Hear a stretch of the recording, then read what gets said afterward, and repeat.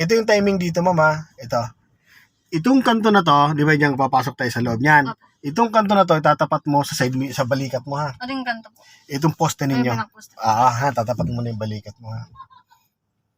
Yan, diretso lang. Punta ka dito ng konti. Kasi medyo nasiksik ka din, di ba? Punta ka ng konti dito. Ilayo mo lang siya konti. Yan. Hanggang tumapat yung balikat mo dito. Sige, banti ka pa. Doon sa poste na yan. Sige pa. Sige pa. Yan, o yan na. Yan, tapat ng balikat natin dito. Yan, yung balikat. Opo. Yan yung kabig na manibela. Pasagan dito. Yan, no. Dulo. Hanggang dulo. Sige. Sige. Tumigas na. So, hindi natin makukuha yan. So, abanti ka pa. Sige. Yan, diretso lang. Okay, sige pa. Ngayon, yung instinct pag ganahin mo, sa palagay mo, malayo pa ba dyan? Malayo pa po. Okay, diretso ka lang. Okay, ngayon, naabutan mo ba siya? Hindi pa, no? O, diretso. Go. Yan. Sige pa. Yan, naabutan mo ba siya? Parang hindi po. O, hindi. O, diretso ka lang. Yan, naabutan mo ba siya? Hindi po. Okay, diretso ka lang. Abutan mo pa? O, di ba? Hindi naman.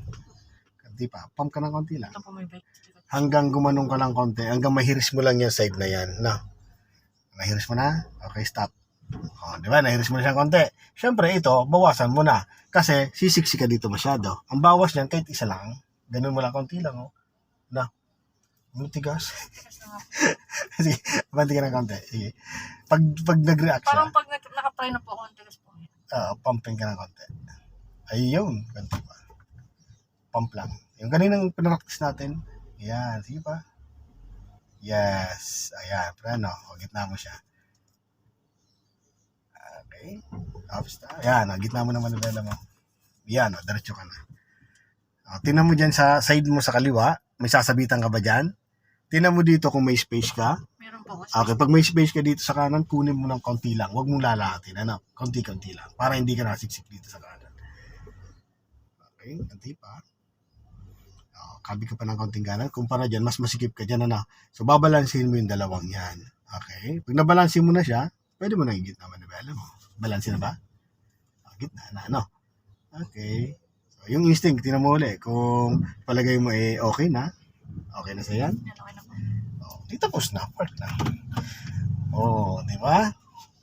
Ganun lang pala kadali. Sabi ni ma'am, ganun lang pala kadali. No? Kala ko mahirap. No? Doon lang po talaga ako nahirapan sa may mga nasa gilid. Nasa gilid? Masikip na daan po. Di ba ganito yung kanina sinabi ko sa'yo?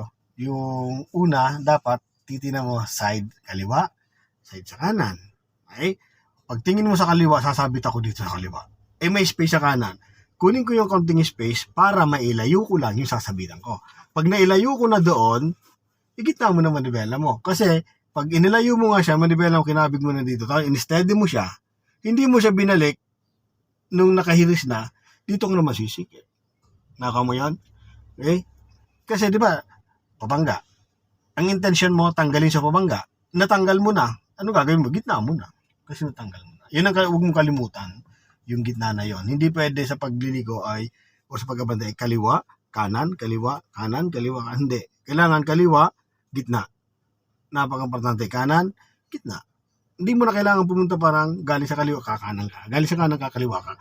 Pag kumaliwa ka, hintay mo yung gitna na. Gitna na. No? Okay? So, practice talaga. Okay?